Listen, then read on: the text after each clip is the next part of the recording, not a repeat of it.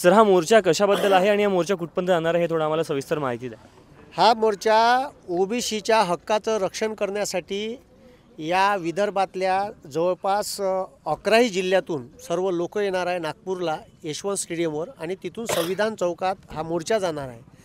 ओबीसीला 27% म्हणजे 1931नं इंग्रजांनी मोजलेल्या लोकसंख्येनुसार जातीनिहाय जनगणना झाली होती। 31% म्हणजे 1931ले जे लोकसंख्या मोजली त्या लोकसंख्येमध्ये 52% ते 54% ओबीसी आहे या देशात।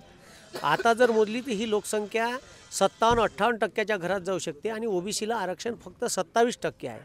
आमचं म्हणणं एवढंच आहे का आम्ही जेवढे आहे आम्ही नाही जे कोणी जेवढे असन त्याचा वाटा तेवढ्याला भेटायला पाहिजे।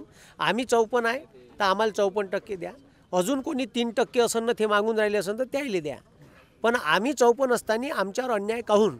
ठीक आहे, आज या जाती या ओबीसीमध्ये तेली, कुणबी, माई, सुतार, लोहार, कुंभार, ठीक आहे, अशा अनेक जाती सोबतच आमची या याच्यात केंद्रात जर पाहिले तर व्हीजेएनटी, एनटी, ठीक आहे, विमुक्त जाती, भटक्या जमाती, एसबीसी, हा सगळा प्रवर्ग एवढा मोठा प्रवर्ग एकाच ओबीसीमध्ये आहे आणि ओबीसीला जर आरक्षण कमी आहे तर स्पर्धा खूप वाढलेली आहे आणि या स्पर्धेत आमच्या मुलाचं भवितव्य टिकू शकणार नाही।